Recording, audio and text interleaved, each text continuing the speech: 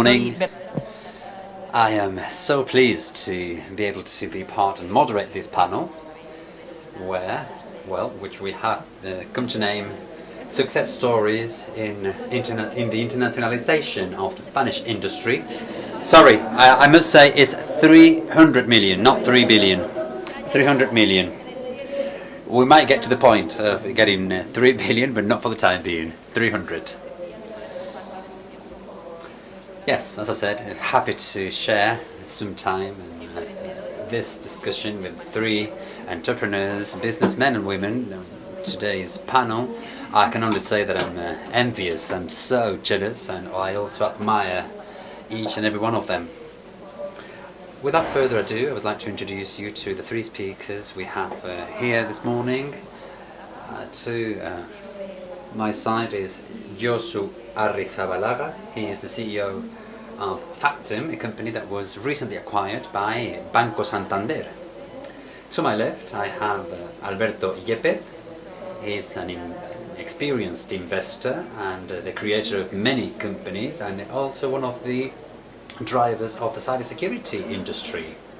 And as our dear presenter said,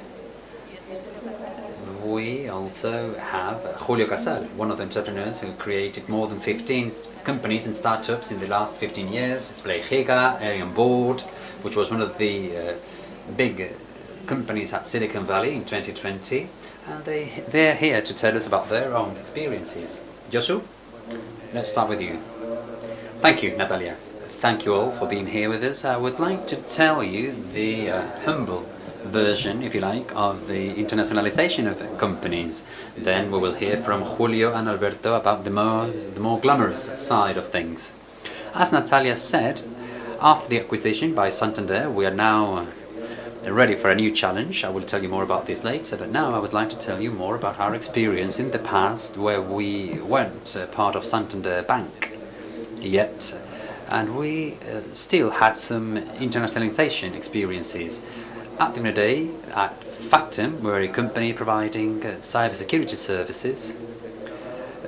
These are very specialized services, but we didn't quite have any product or solution on which we could go international. So the challenge for a company like us, or any IT company for that matter, when it comes to trying to be international, the first thing you think of as Spaniards is Latin America, although they're very far away, geographically speaking. They're very close to us at the same time because of the cultural reasons. But to be able to become an international company, the most usual way, and what we usually resort to, and what we see in many companies in our surroundings, is that we start this by accompanying one of the big international leaders in Spain. I'm talking about companies such as Telefónica, Repsol, Santander itself, BBVA Bank, and so on and so forth. So this is normally the pathway that we have followed as companies, and we have made use of the highly specialized knowledge they have about international services and the international market, and this is the experience we get in order to try and become an international business. And that was also our case. We started working a project together with Indra and Banco Santander. We had the opportunity to travel to the UK and then Mexico. These are the 2 prior experiences we've had in the area, in the field of internationalization. And from the point of view of a rather small company like us, we didn't reach 10 million euro revenue.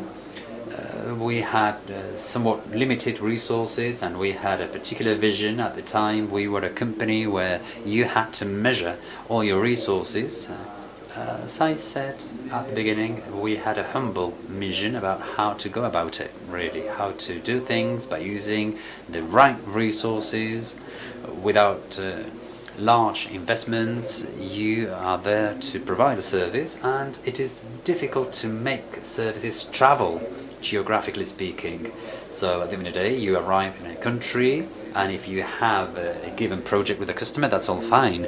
But to be able to expand in that country that you have reached, you're going to have many difficulties. First, you're going to have difficulty finding the local staff, the local human resources that you can trust in order to develop your business on site in that new country, and what you do fairly well in your home country, in Spain in this case, doing the same thing abroad is highly difficult, really difficult indeed.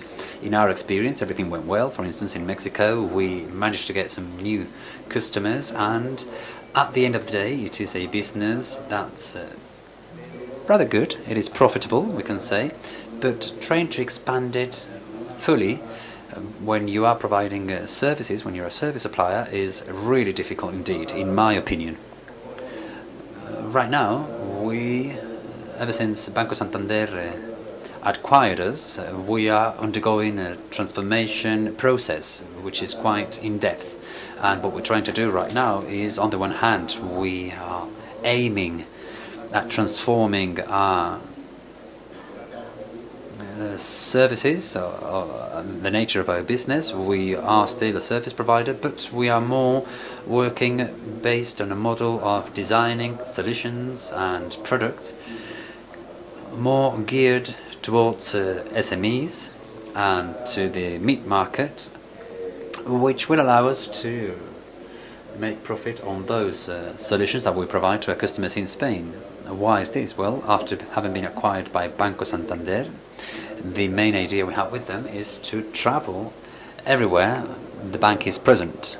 And although we have the support from the bank and we have the solid will to support the services we provide, the fastest way to do this, and the way to do this with a higher rate of success, is to travel, to make our products travel. We have designed a product which you may have had the opportunity to get to know, or maybe read about it on the internet. We are actually marketing this product in Spain, and we have also started marketing it in other countries where Banco Santander is operating. We are doing the same thing for a mid-market environment. We are offering an aggregated product with different added value services demanded by these companies belonging to a larger segment. And the idea behind it all is to go international. So basically what I wanted to say is that you can go international while being humble. You're a humble company with limited resources, but Julio and Alberto will tell you about their experiences with different models. But I think the vocation to go international as a business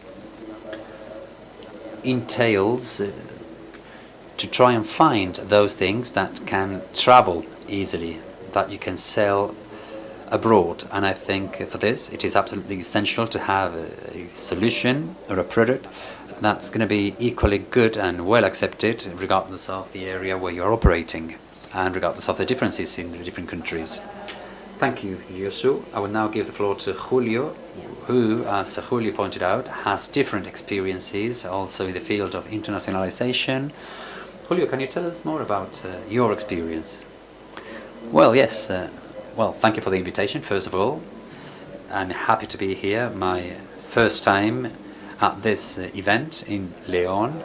I'm really impressed, I must say, about the full organization. I would like to tell you about the journey of Involve. This has two different stages.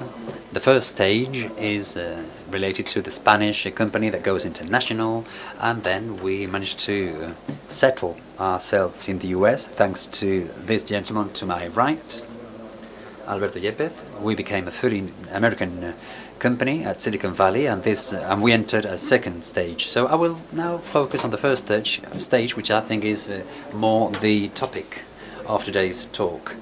From the onset, we were obsessed about becoming an international business. It was at the very origin of our project. We were a supplier of security services for many years, as Iosu also explained, and we wanted to go international from a very early time. We were providing our services in Spain, and we wanted to make it big internationally, but we were afraid of the competition in the US, large companies, huge companies with a huge capital, and this enormous competitive difference is something that was really playing on our minds. And this journey has had different aspects and features and stages in its development. Just to make it sure, we started out in Madrid, just virtually 2 people with 40,000 euros. This was around 2004, 2005. And then slowly but surely we managed to get some new customers outside of Spain, and we managed to get certain funding at some point. Once we had around 15 and 20 countries in our client portfolio, including the US, that's when we decided to take the next step and arrived at the US. Once we arrived at Silicon Valley, we didn't know anywhere. Absolutely anybody. We didn't know anybody, not companies, not individuals, nothing at all. There were a series of ecosystems that were being created at the time, but it was a time where we had many challenges. Right then, we actually met and convinced Alberto, and I have to say that you have here the largest investor in cybersecurity in the world.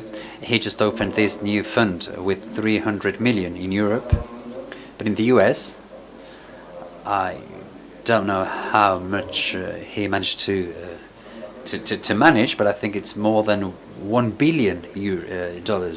So we are very lucky to have him here with us. I was lucky enough to meet him. He decided to invest in us once we were in the US, and then Involve started to grow big time. We worked with Intel, we created our executive teams, we had hundreds of people on board. Just to cut the story short, we were bought by AT&T for a very relevant and significant amount. I think back then it was the largest acquisition of a Spanish company. Maybe not now, but it was at the time. So how did we manage to do the magic? How did we manage to take the leap from Spain to the other side of the world and to compete with the large American corporations who, well, really are the kings of the market? Our competitors, when we were only starting out, our competitors were already selling by the million.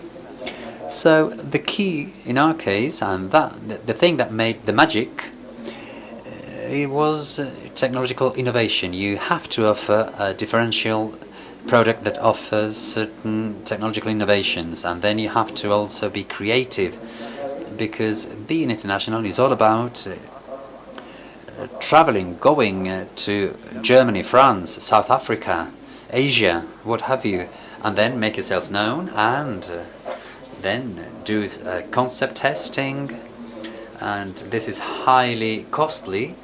The North Americans spend 60% of their revenue when they are launching companies in marketing and sales. 60 to 70% they spend. I think today they have even reached 72%. So out of every $100 they earn, they spend 72 in marketing and advertising. This is difficult to understand for us, but you have to play the magic. You have to be innovative, not only with your product, but also in your marketing activities. And when we started with this company, when we decided to launch Involve, we had a product called the CM, and we had a go-to-market idea that we thought could be very disruptive and overcome the difficulties. I'm referring to a presser, an open source solution. This generates a lot of word of mouth in technical and also business buyers, and we managed to create a global brand without investing virtually anything at all, with a lot of effort, of course, and we created a product that we used to give away for free until it was set up at thousands of companies. They started using it in their daily operations, and over time we started to get phone calls from people who wanted to buy our solutions. Then we moved on to cloud-based solutions, and in short, this is a sales cost model. The cost for our sales, which can reach again 72% of the revenue, we had around 3 to 4% of our revenue that we spent on sales and marketing. Having American customers and being international by offering products necessarily needs to involve the US as a market if you want to make it big, really. So once we had our American customers, we managed to make it big. And well, that's just in a nutshell what our journey was like. We have a blog if you are interested. They said we had 5 culture changes and many other difficulties, but we managed to do it. And we used open source as a disruptive model for the go-to-market solutions we used to offer. This doesn't necessarily function or work. We have the freemium model, we have many other formulas. Unfortunately, there is not one single magic formula that does the job for everyone. That's why I always say that Spanish entrepreneurs should always try to embed within their products that viral capacity, offering freemium solutions, generating new content, research and development, and good marketing, of course, and then create that virtuous circle and generate more efficient models. That's basically the story. Everything has changed totally. Now we're in 2022. We have many venture capitals, many funds, which are offering and doing the bridge, what they call the bridge between Spain and London, or Spain and the US. We can talk about this for hours. Alberto, when I met him, he said, you should go for a draw corporation or else I will not invest in your business. So we were the first ones to do these sort of activities, but I think the whole picture is now different, and I think now we have the funds, and then the ecosystem is totally different. I have been living in Silicon Valley for the last 12 years, and I can see that there is an increasing number of people who are reaching and arriving there to offer different solutions.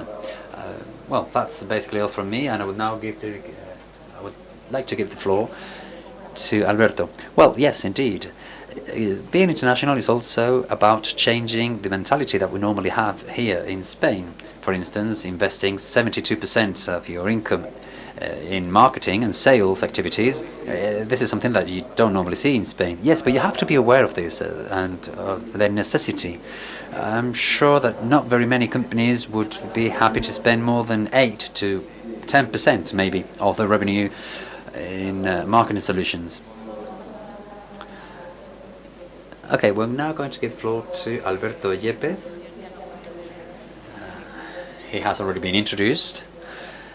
And Alberto, can you tell us more about your background, what you are working on right now, and how can you help us all here as entrepreneurs, and what tips can you give us? Well, thank you. I would like to thank the INCIBE for the kind invitation, at the same time reflecting on my colleagues' comments.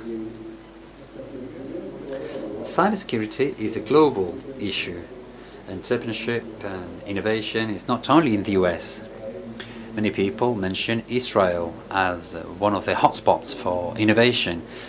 From our point of view, we have also found good entrepreneurs in Spain. We like investing in Spain, not only because of the entrepreneurs themselves, but we also have some brilliant universities where everything really starts, where we get all that early training. And I think that Spain will become one of the international centers for innovation and cybersecurity. The relevance with with regard to the project with the Santander is about creating the ecosystem that starts at the universities.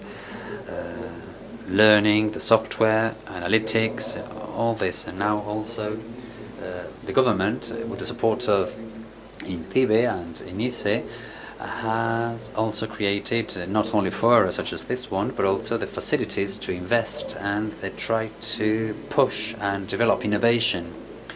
And then there is the role of the big corporation, and talking about Santander, this is one of the large banks, but it's not only Santander. We also have Telefónica and many other larger Spanish companies that also use several of the technological innovations that we are seeing here. The problem is how to escalate these and how to take them to the next level. And the companies we have just mentioned not only operate in Spain, they also have offices in Eastern Europe, in Latin America, in the UK, and the key is how to escalate these solutions. So we're starting now to see that necessary ecosystem involving the entrepreneurs, the government, the corporations, who are going to create that base, which is so necessary. Also the venture capital role, the role of the venture capital, the mentors, the legal teams, and I am very happy and I congratulate myself on the fact that Julio is back and he's now working with entrepreneurs. I once said to Julio, you have the obligation to go back to Spain and lead by example. You have to be an example, showing people that this can be done. And he was kind of reluctant to go back to Spain, but we are creating that ecosystem already. And I think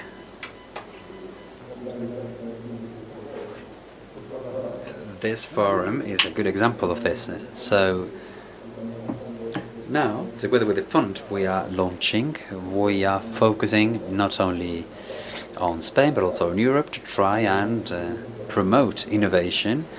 Obviously we will have some regional businesses, but the idea of creating businesses that start in a traditional fashion and then become international further on is something that we can see. And this is not only Julio's experience. We have had other models that have not necessarily used the open source model. There are many other models, as I said, where we have venture capital experiences, and all companies are very similar very often. But how do you know that what they're creating is really adding value? Sometimes when you speak to the large corporation, they say, I am using open source solutions, I am using this or that, and this is what makes us feel positive about it.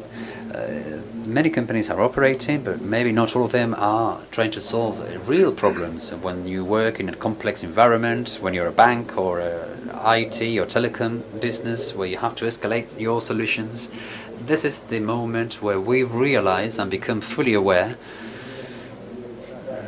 that we need to do something, and with the aim of the necessary fund and capital, we can help these businesses push and extend their operations. At the end of the day, there is entrepreneurship out there that make the solutions very relevant, and these solutions are being used by the so-called early adopters, and this is what really catches our attention. Now, talking about innovation, the people working at Constella, also Julio himself, and they started working with Constella in Granada through the university there. Was it? Yes, then Madrid. They had some experiences with different entrepreneurs. Paco Macia, who also had his own analysis business, Analysis IQ, working with the government. Alex Romero had his Alto Analytics business. And we saw that combination, that fusion, that merge of businesses, of several Spanish businesses, to become an international company. And what they had in common is a series of large customers, Telefónica, Santander, the BBVA, and this caught our attention, and this is why we decided to be part of the project to help them go international. Without that basis, we wouldn't even thought about wasting any time on that. So being positive about what you do and taking the first steps here in Spain, again, I believe that tomorrow, in the medium term, in maximum 5 years' time, we will see more and more Spanish businesses serving the international market. And if the government manages to support Spanish businesses, I think we could compare ourselves to Israel, because Israel is very good at creating technologies quickly by using prototypes. But sometimes they don't quite have the ability to escalate fast enough. And I believe the architecture that's created here in Spain is maybe more in the long term, but they lack the support from the government or from the market or the business development that they do have in Israel. This is what we're missing, what we're lacking here. When you compare both ecosystems, I think Spain has a competitive edge, and I think this is only the beginning of things. And as we always say, the best is yet to come. Thank you, Alberto. And what can we say? We know that we, the entrepreneurs who are running a small business, we need to seek that courage. We need to take the step and to add value and do something that sets us apart from the rest, and then grow. To me, it has been a great pleasure to have you here and hear from you. Thank you, Iosu, thank you, Julio, and thank you, Alberto.